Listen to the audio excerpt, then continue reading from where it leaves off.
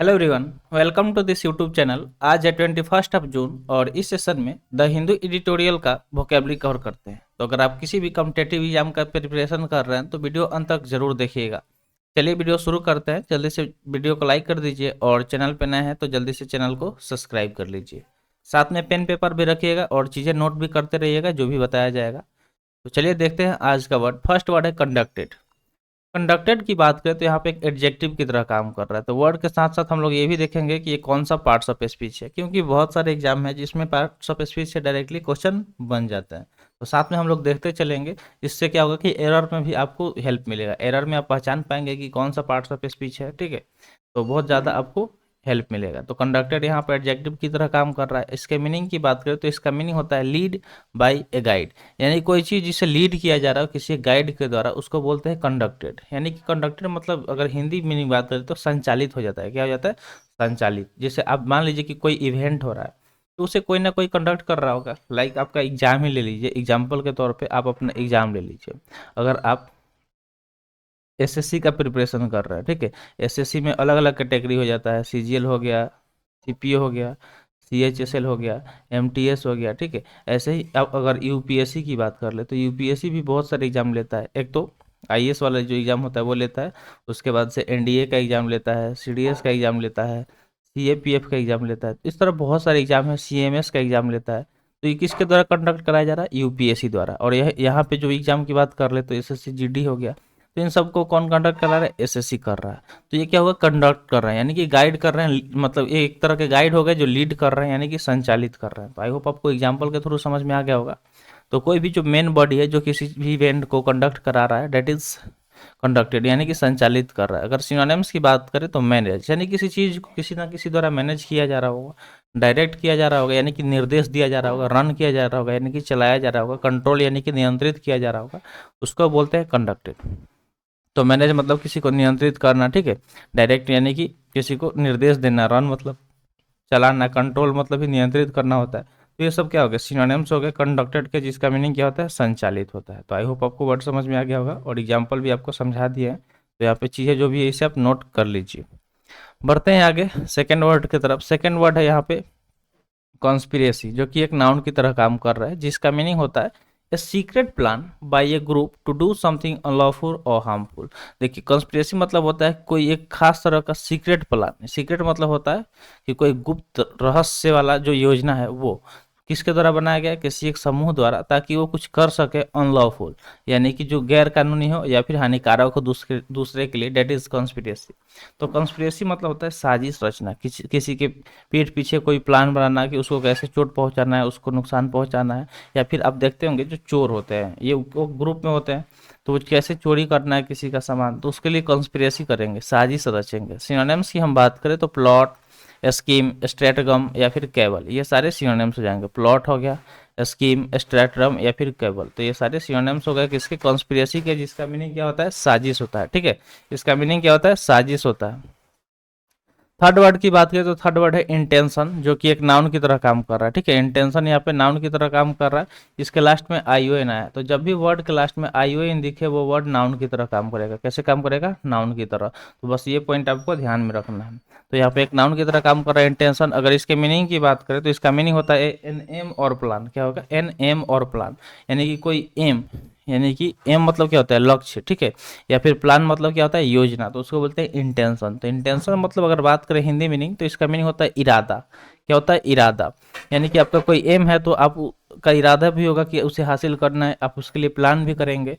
अगर सिनोनिम्स की बात करें तो एम, होप, मोटिव या फिर ऑब्जेक्टिव, ये सारे सिनोनिम्स हो जाएंगे। एम, होप, मोटिव, ऑब्जेक्टिव, ये सारे सिनोनिम्स हो जाएंगे इंटेंशन के, जिसका मीनिंग होता है इरादा।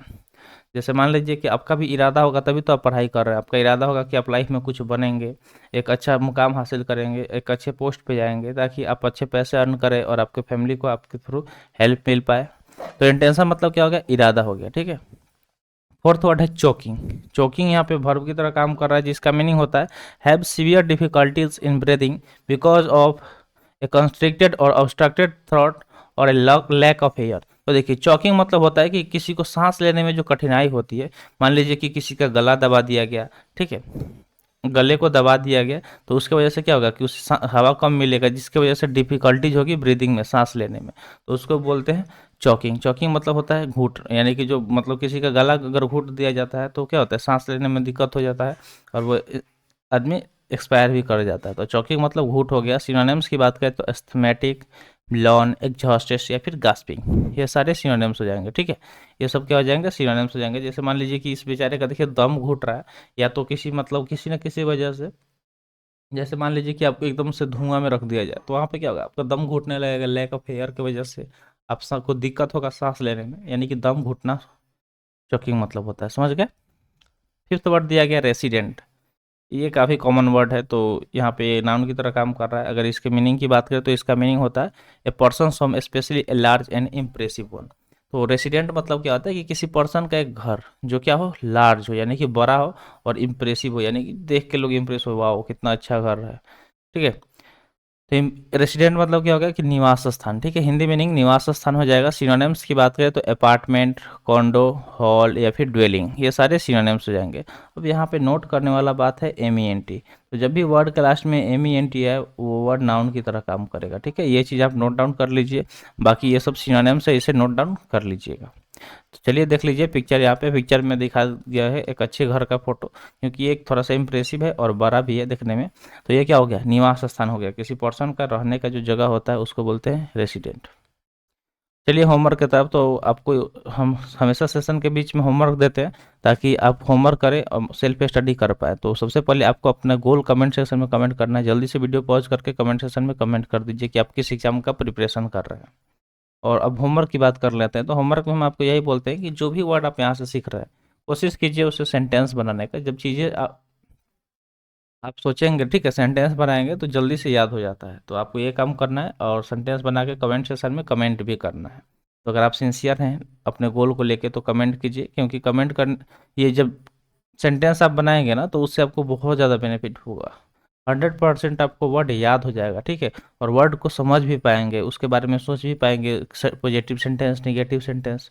तो इससे आपका थॉट प्रोसेस भी चेंज होगा। ठीक है, तो इतना काम जरूर करना है। अगला वर्ड है इंसिडेंट्स, जो कि एक नाउन की तरह काम कर रहा है, जिसका मीनिंग होता है an instance of something happening, an event और ऑकुरेंस। यानी कि देखिए इंसिडेंट्स मतलब होता है कि कोई चीज़ हो गया है। ठीक है, लाइक कोई इवेंट हो गया, कोई ऑकुरेंस, उसको बोलते हैं इंसिडेंट्स, यानी कि घटनाएं। इसका हिंदी मीनिंग हो जाएगा, ठीक है, क्या हो जाएगा, घटनाएं। सिनोनिम्स की बात करें तो सर्कमस्टांसेस, एपिसोड, इवेंट या फिर फैक्ट, ये सारे सिनोनिम्स हो जाएंगे। ठीक है, ये सब क्या हो जाएंगे, सिनोनिम्स हो जाएंगे। तो एक बार सेशन पीछे हम सेशन में बताए थे कि इंसिडेंट्स को पेंट से यहाँ से रिलेट कर लीजिए पिक्चर देके, कि मान लीजिए कि पेंट करते दौरान इंसिडेंट हो गया। ठीक है, पेंट करते दौरान इंसिडेंट हो गया, यानी कि कोई घटना हो गया। तो इस तरह आप इसको याद रख सकते हैं। जैसे देखते हैं कोई जब पेंटिंग करना होता है बड़े बड़े बिल्डिंग का, तो उसमें बहुत रिस्क लेके लोग पेंटिंग करते हैं। ठीक है, और मान लीजिए कि पेंट के दौरान कोई इंसिडेंट हो गया, तो इस तरह आप रिलेट कर पा रहे हैं। तो चीज़ें रिलेट कीजिए थोड़ा सा निमोनिक्स की तरह से, ताकि आप जल्दी से याद कर पाएँ। अगला वर्ड है कंप्राइजिंग। कल भी कंप्राइजिंग रिपीट हुआ था, तो आज आपको ये होमवर्क दे देना है कि इसके बारे में आपको लिखना है। ठीक है, इसके बारे में आपको कमेंट सेक्शन में कमेंट करना है कि इसका मीनिंग क्या होता है। ठीक है, आप जरूर से लिखिएगा। चलिए हम बढ़ते हैं आगे नेक्स्ट वर्ड की तरफ। नेक्स्ट वर्ड दिया गया ऑक्युपाइड। देखिए ऑक्युपाइड की बात करें तो एक वर्ब की तरह काम कर रहा है, जिसका मीनिंग होता है रिसाइड और have one place of business in A building. मान लीजिए कि आपको कोई बिजनेस स्टार्ट करना है। ठीक है, मान लीजिए आपको एक दुकान चालू करना है या फिर आपको एक ऑफिस चालू करना है, तो उसके लिए आपको जगह चाहिए। तो आप कहीं भी तो नहीं कर सकते ना, उस एरिया के हिसाब से करेंगे जहाँ ज़्यादा डिमांड हो। ठीक है, जहाँ ज़्यादा डिमांड हो वहाँ पे आप कोई बिजनेस करेंगे तो उससे ज़्यादा आपका बिजनेस चलेगा। ठीक है, तो रिसाइड्स की अगर बात करें तो इसका मीनिंग होता है कि देखिए ऑक्युपाइड मतलब होता है कि कहीं एक बिल्डिंग में अपने बिजनेस को शुरू करने के लिए जगह लेना है, यानी कि इसका हिंदी मीनिंग हो जाएगा कब्जा करना। कोई मतलब मान लीजिए कि कोई बिल्डिंग है अच्छा मार्केट में, बीच मार्केट में, जहाँ पे आपको कोई दुकान ओपन करना है, तो आप वहाँ पे उसको लेंगे, रेंट पे लेंगे। ठीक है, क्योंकि आपके पास तो स्टार्टिंग में उतना पैसा होगा नहीं। या फिर मान लीजिए कि कोई भी, तो आपको उस रूम पे कब्जा करना ही पड़ेगा। मान लीजिए आपका घर ही है बीच मार्केट में और आपको एक शॉप ओपन करना है, तो नीचे बेसमेंट में करना चाहते हैं, तो उतना एरिया आपको चाहिए ही चाहिए। तो ऑक्युपाइड मतलब होता है किसी चीज़ पे कब्जा करना। अगर सिनोनिम्स की बात करें तो अटेम्प्ट, एम्प्लॉय, फिल या फिर इन्वॉल्व, ये सारे सिनोनिम्स हो जाएंगे। ठीक है, जैसे आप देख पा रहे होंगे कि ये एक पार्क है जिसमें सारे जगह को ऑक्युपाई कर लिया गया बच्चे द्वारा, लोगों द्वारा। ठीक है, तो डेट इज ऑक्युपाइड। तो ऑक्युपाइड मतलब किसी जगह पर कब्जा कर लेना। ठीक है, तो जल्दी से इसे नोट डाउन कर लीजिए। अटेम्प्ट, एम्प्लॉय, फील, इन्वॉल्व, ये सारे ऑक्युपाइड के सिनोनिम्स हो जाएंगे। अगला वर्ड है लॉज। लॉज यहाँ पे वर्ब की तरह काम कर रहा है, जिसका मीनिंग होता है फ्लैटन बाय विंड और रेन। मतलब कोई चीज़ जो मतलब फ्लैटन हो गया हो, चाहे वो हवा की वजह से या फिर रेन की वजह से, यानी कि बारिश की वजह से। जैसे आप देखते होंगे जब खेतों में जब जाते होंगे, मान लीजिए कि एक खेत हो गया, ठीक है, इस पे ये फसल है, ठीक है, इस पे ये फसल उगा हुआ है मान लीजिए, ठीक है।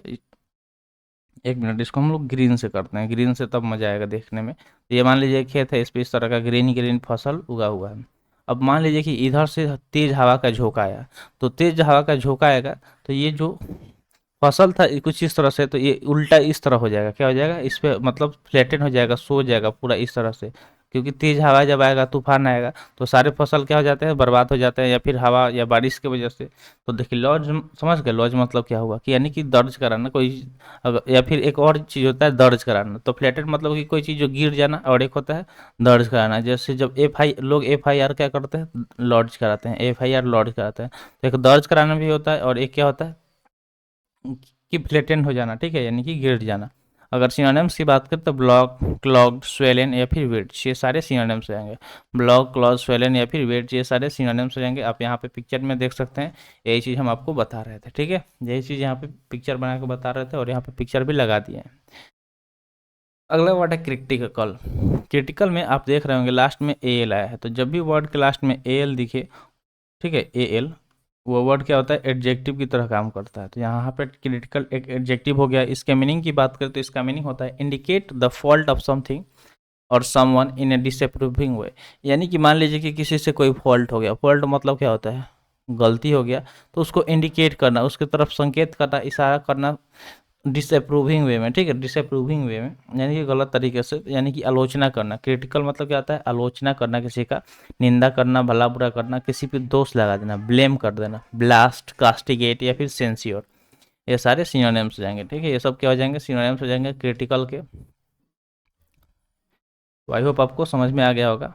तो मान लीजिए कि इसको आप ऐसे याद रख सकते हैं, कल, हिंदी वाला कल, ठीक है, यानी कि कल ऑफिस नहीं आने की वजह से क्रिटिकल होना मतलब बॉस क्रिटिकल हो गया, ठीक है, कल ऑफिस नहीं आने से बॉस क्रिटिकल हो गया। तो इस तरह आप इसको रिलेट करके याद रख सकते हैं।